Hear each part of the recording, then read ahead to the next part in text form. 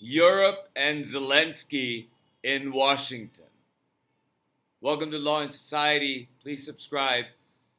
Right after the Alaska meeting with Putin, news broke that Vladimir Zelenskyy, the president of Ukraine, was going to come to Washington, D.C. on Monday, so today.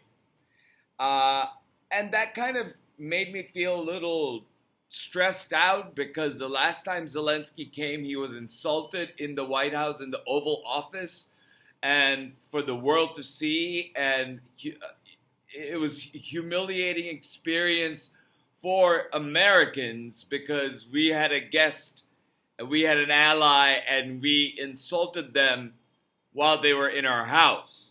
And so, right after, not very long after the Zelenskyy coming to Washington news came out, there was news that Europe, essentially the Prime Minister of United Kingdom, President of France, the President of the European Commission, the Chancellor of Germany, and other European leaders are accompanying Zelenskyy to Washington today, which gave me a whole lot more hope because I know that Zelenskyy is bringing friends who are supposed to be America's friends at a time when Vladimir Putin just had a summit with Donald Trump in Alaska, and nothing really came out of that other than Putin essentially reasserting what he has said before. And you could hear that echo in Witkoff's weekend news shows, where he's saying that there has to be some sort of a land swap. And Putin didn't want a ceasefire, he wants peace. But the only way that he wants peace is by taking territory that he has annexed and invaded and annexed illegally and in violation of international law. He wants those lands, he wants those territories to be part of the peace talks. So that's no different than before, and and why should we do peace talks now? Because if we don't, the alternative is Vladimir Putin will not stop and take all of Ukraine. That's the sort of existential threat in the background, the peripheral threat. Now, Zelenskyy and European leaders are coming to Washington, D.C. I still don't think that Zelenskyy will accept a peace deal that includes giving up parts of Ukraine. Because if he's going to do that, then what was the point of resistance for the past 3 years? What was the point of deaths of thousands and thousands of Ukrainians, let alone the deaths of Putin sending his young men to the warfare machine to be fed and killed through the war machine? Now, why would Ukraine want to give up land now for a peace deal when there is, when people first said that, Ukraine would fall in 2 weeks? Well, it's been 3.5 years now, going on 3.5 years, and Ukraine has still held the line because Ukrainians don't want to give up Ukrainian soil. That annexation happened in 2014 in Crimea, and Donald Trump came out saying on his Truth Social that Crimea was out of the question, and talking about how Zelenskyy could bring peace right now whenever he wanted by accepting Putin's peace deal, which is giving up Ukrainian land. That's never going to happen.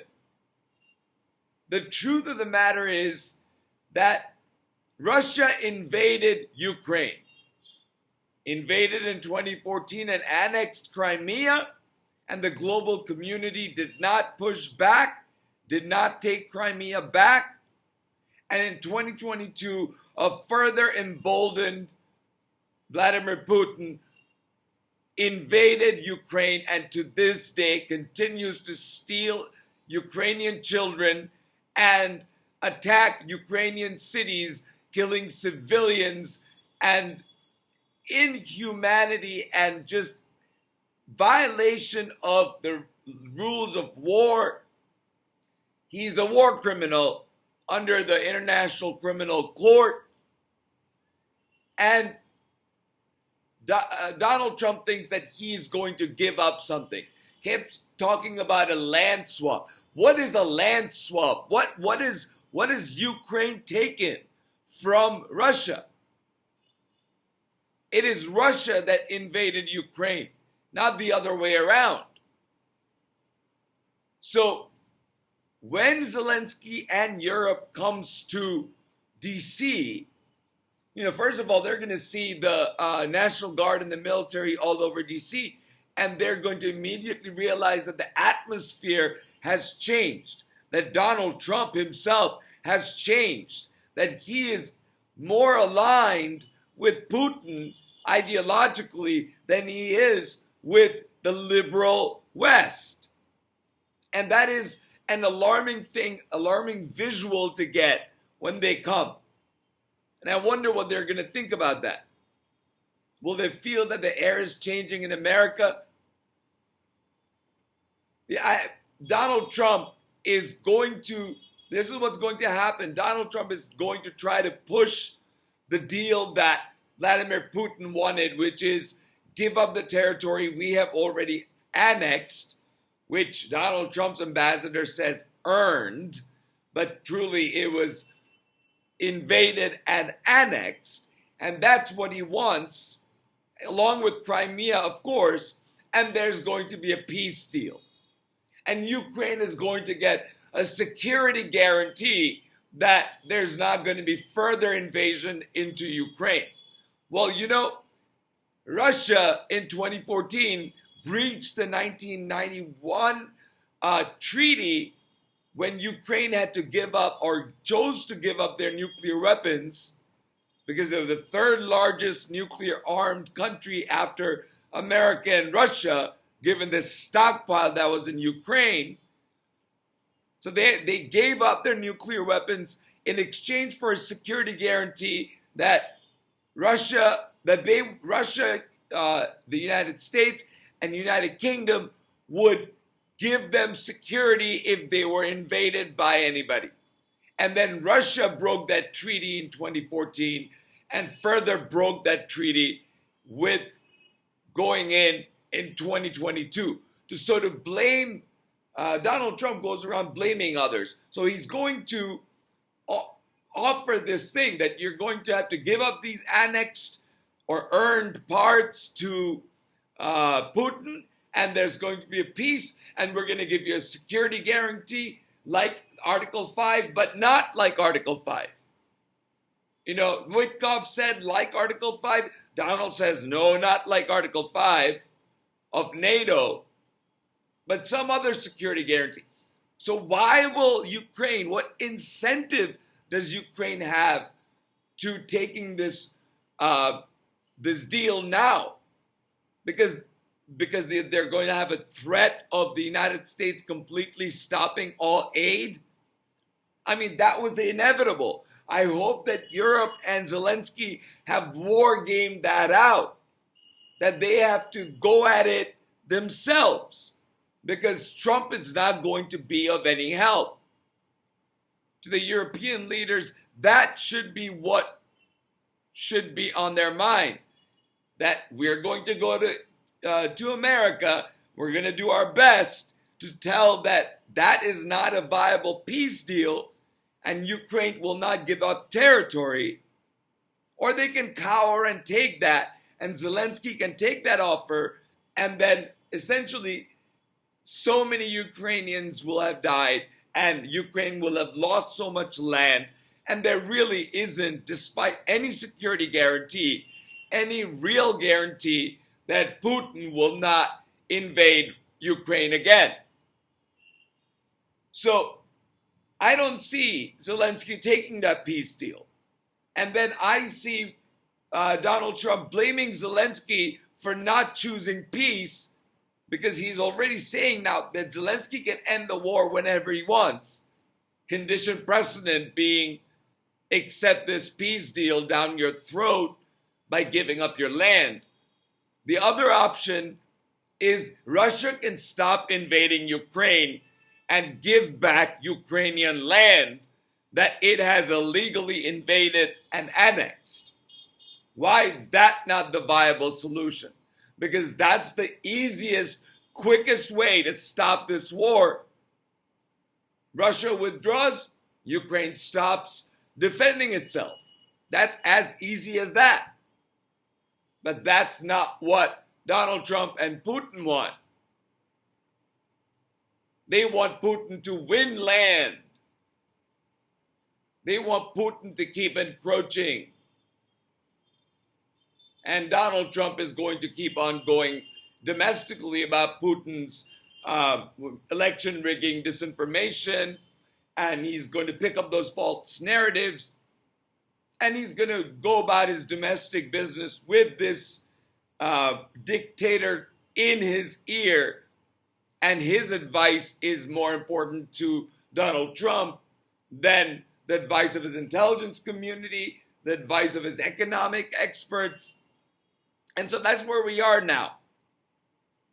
So that is the acute Ukraine story. Now, I also want to remind you, Donald Trump's dealings and his summit, and they all work to distract us from everything else. Distract us from the fact that they haven't yet released the Epstein files. Distract us on the fact that Donald Trump is expanding his military police state now. Soon we're going to see the military go away and they'll be replaced by DHS agents. And what they're doing in DC, they're going to try to do in other cities, sanctuary jurisdiction, based on Donald Trump's illegal executive orders from April of this year, and then in July of this year, essentially telling people that we're going to go after migrants, we're going to go after the homeless, we're going to go after the mentally ill, and we're going to confine them and detain them. And detention facilities are scheduled to skyrocket and double in capacity in the near future. So, who is safe? Not homeless people, not the mentally ill. How are they going to know if the mentally ill? Who are they going to go after this? The police state matters. That is something that we cannot be distracted from. We cannot be distracted from the big, ugly bill cuts that are going to come, that are coming to environmental rollbacks. The firing of career federal workers, the banning of trans and military, denying of VA retirement benefits, denying trans people of their benefits. The incidence of closing rural hospitals, skyrocketing grocery costs, cuts to education, Social Security, making Social Security more inefficient so less can be accessed, cuts to Medicaid are coming, SNAP, basic food assistance programs are being cut, cuts to education and research and health. And Donald Trump is spending more money still than he's bringing in through the tariffs, because he is building a police state and billions of dollars is going towards that. Nearly 100,000 people have applied for jobs with this new recruitment of DHS ICE agents that has been rubber stamped and appropriated by Congress. So those things are still very much real issues, and I wanted to quickly touch on those. But today's episode is about Europe and Zelensky coming to Washington and what to expect. Hope for the best, but prepare for the worst, Europe, because America has changed. And we don't know how long this change is going to last. We hope not very long, but at least for the next 3.5 years. And so Ukraine has to make other plans. Europe has to start building weapons. They have to fund Ukraine's growing military industrial complex to be able to push back Russia out of Ukraine. Remember something, that nuclear war is not a possibility because it would be mutually assured destruction.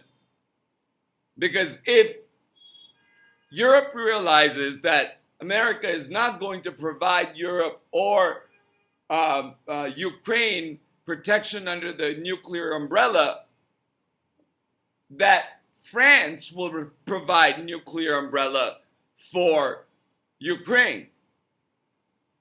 And so it would be a really, really, really destructive move of a madman if nuclear comes into this equation. Not that he won't threaten it, but actually doing it, I don't think Putin is dumb enough to do that. Because that would change everything. That would change everything, and everything logical that has been said up until that point will go out of the window. So with that said, sorry to leave you with that. Thank you for listening. Please like, share, and subscribe, and I'll talk to you soon.